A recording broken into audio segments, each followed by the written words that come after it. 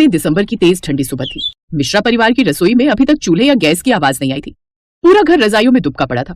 तभी घर के बड़े बेटे अनिल की आवाज रजाई से आई। आज तो हाथ पैर जम रहे। अरे कोई है क्या जो हमें चाय दे दे? तभी दूसरे कमरे से सास रत्ना की आवाज आई। अरे बेटा, तेरी ही तरह सब रजाई में घुसे पड़े हैं, कौन जाएगा इतनी ठंड में। वैसे तेरी जोरू सो रही होगी बगल में, उससे बोल थोड़ा उठने का जोर लगाएगी और सबके लिए चाय नाश्ता बनाएगी। हाँ, बहुएं तो जैसे रोबोट है जिन्हें ठंडी नहीं लगती। माँ जी आज चाय नाश्ता मत बनवाना, मैं नहीं जा रही रसोई में, आज बड़ी ठंड है। मुझे तो लग रहा है रजाई से निकलते ही कहीं मैं जम न जाऊं। माँ जी आपने अपनी छोटी बहू को बोल दो, वही बना लेगी सबके लिए खाना।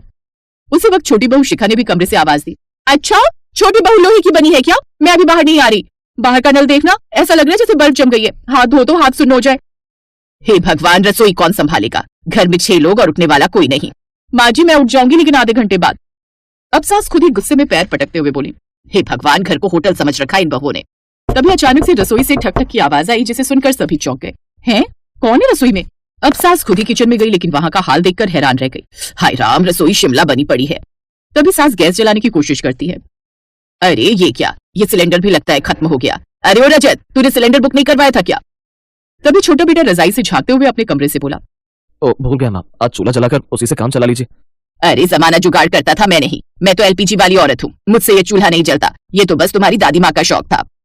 इतने में बड़ी बहू बोली। माँ जी आप चूल्हा जला लीजिए, मैं मोबाइल पर आपकी रील बना दूंगी, सच में वायरल हो जाएगा। अरे चुप, मुझे सोशल मीडिया वाली शेफ नहीं बनना। ऐसा कहकर वो भी रसोई से बाहर निकल आई। फिर तभी घर का सबसे मजबूत किरदार यानी कि दादी जी अपने कमरे से बाहर आती हैं, कांपते हुए, लेकिन फिर भी उनकी आवाज बिल्कुल शेर जैसी थी। क्या हो गया? क्यों तुम सबने हल्ला मचा रखा है? सर्दी है, कोई तूफान थोड़ी आया है। अब ठंड की वजह से तो हम नाश्ता करना नहीं छोड़ सकते ना। लेकिन माँ जी रसोई में तो बर्फ जमी पड़ी है। जमा है तो पिघला लो, चलो हटो, रसोई मुझ पर छोड़ो। तुम सबको ठंड लग रही है ना तो घुसी रहो रजाइयों में, लेकिन इस बुढ़िया में अभी भी दम है अपना और अपने परिवार का पेट पाल सके।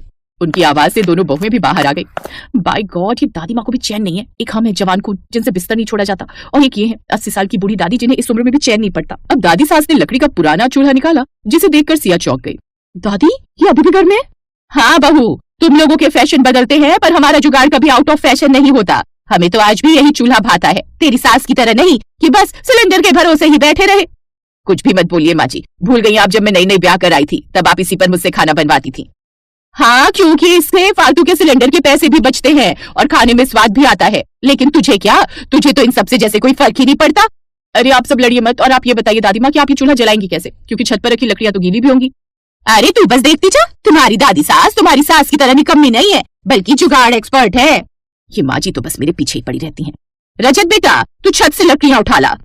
अपनी दादी के कहने पर वो झट से छत पर रखी लकड़ियां ले आता है और अब दादी चूल्हा जलाती हैं, जिसके बाद वो सबके लिए उसमें चाय बनाती है। चाय पीकर सब लोग एक बार फिर बिस्तर में घुस जाते हैं। फिर कुछ देर बाद रसोई से धुआं निकल रहा था, पर महक धुएं से ज्यादा आलू की टिक्कियों की आ रही थी। उसकी खुशबू से सब लोग उठकर बैठ गए। वाह क्या खुशबू आ रही है, लोगों की बहुएं कितनी अच्छी होती हैं ना, जो बढ़िया बढ़िया नाश्ता बनाकर खिलाती हैं। एक मैं हूँ जिनकी दोनों बहुओं को बिस्तर छोड़ने का मन ही नहीं कर रहा। तभी दादी सास ने रसोई से आवाज दी। अरे कमबख्तो, तुम सबकी ठंड चली गई हो तो अब आकर नाश्ता भी कर लो। दादी सास की आवाज सुनकर सभी बाहर आ गए। अरे ये क्या माँ जी, आप क्यों नाश्ता बना रही हैं? तो क्या करूं, भूखी रहूं? तुम बहुओं को तो अपने घर की चिंता है नहीं, तुम सब ठंड से लड़ते रहो, लेकिन पेट गर्म रखना भी जरूरी है। सोचा क्यों ना एक बार फिर पुरानी दिनों की तरह चूल्हे पर गर्मा गर्म नाश्ता बनाओ।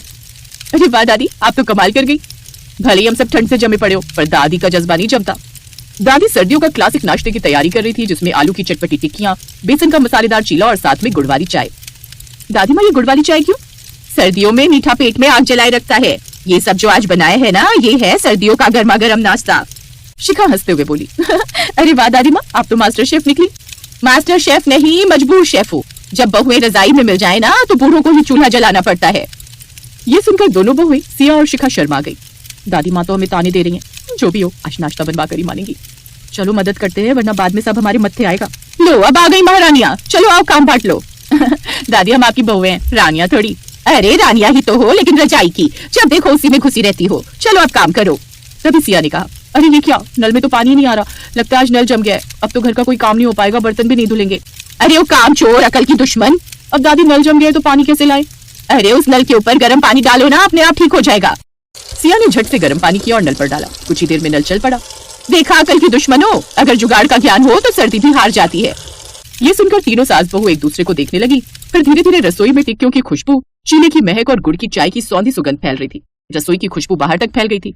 तभी पड़ोसन शकुंतला चाची यादव की, अरे काकी ये कैसी खुशबू हमारे घर तक आ रही थी, मुझे लगा तुम्हारे यहाँ तो भंडारा चल रहा है इसलिए सोचा मैं भी जी आऊं।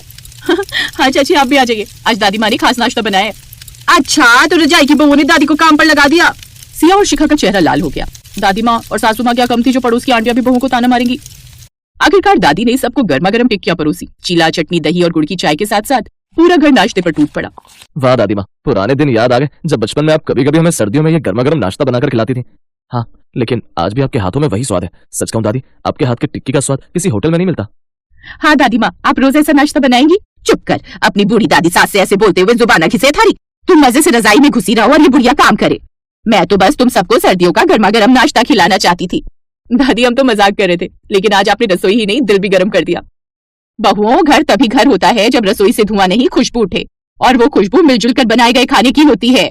सच कहूं माँ जी, आज के नाश्ते में सिर्फ स्वाद नहीं प्यार भी मिला है।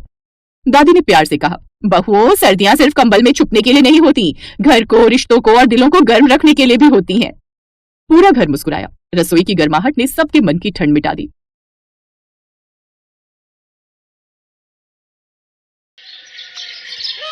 माँ नाश्ते में क्या बनाया है? आलू के पराठे बनाए हैं आज। अरे वाह, आलू के पराठे, मजा आ जाएगा फिर तो। तुझे पसंद है ना आलू के पराठे? माँ ठंडी के मौसम में सुबह सुबह आप जब भी पराठे बनाती हो ना तो बहुत ही मजा आता है। तो बता तुझे कौन कौन से पराठे पसंद है? आलू के, गोभी के, और एक बार वो जो आपने सफेद वाले बनाए थे ना। हैं सफेद वाले कौन से छोटे? अच्छा, पनीर वाले। ये कहानी इन्हीं दोनों भाइयों की है। हरीश और उसका छोटा भाई सतीश अपने माता पिता के साथ एक गांव में रहते थे। उनके पिता बड़े किसान थे। उनके पास काफी जमीन थी, लेकिन एक दिन यही जमीन उन दोनों भाइयों के बीच लड़ाई की सबसे बड़ी वजह बन गई।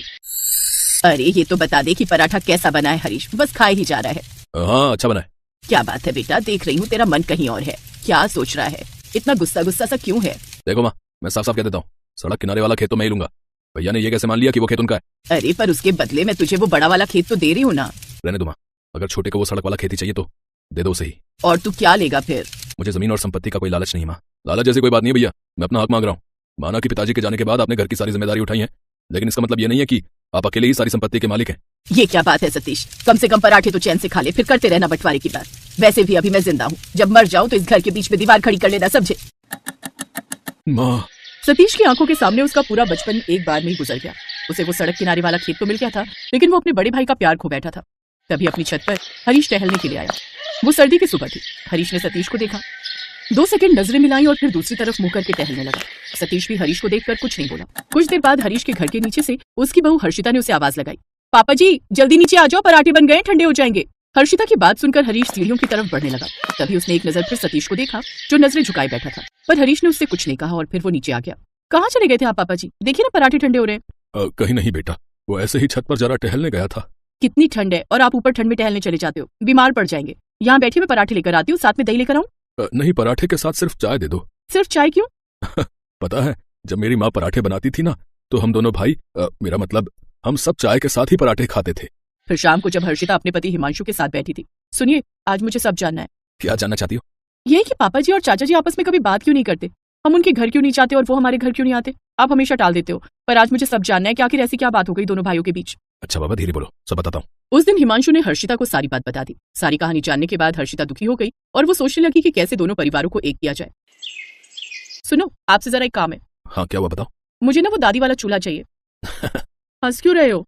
आजकल की बहुएं भी ना, उन्हें चूल्हा दो तो कहती हैं कि गैस चाहिए, और अगर गैस दो तो कहती हैं कि चूल्हा चाहिए। ज्यादा मजाक बनाने की जरूरत नहीं है, आप बस उतना करो जितना कहा मैंने। अच्छा बाबा ठीक है, पता नहीं स्टोर में कहाँ किस कोने में पड़ा होगा। हाँ तो जिस भी कोने में पड़ा हो हम मिलकर उसे ढूंढ लेंगे। अरे पर तुम्हें करना क्या है दादी के चूल्हे का? क्या आप नहीं चाहते कि चाचा जी हमारे साथ आ जाएं, दोनों परिवार एक हो जाएं? धीरे बोलो हर्षिता, पापा जी ने सुन लिया तो तुम्हारे साथ साथ मेरी भी डांट पड़ेगी। देखो मैं चाहता तो हूँ, पर हम उस घर में ना तो जा सकते हैं और ना ही उनसे बात कर सकते हैं। हाँ तो आप चिंता मत करो ना तो हम उस घर में जाएंगे और ना ही उनसे बात करेंगे। आप तो बस देखते जाओ, चाचा जी खुद ही चले आएंगे। इम्पॉसिबल।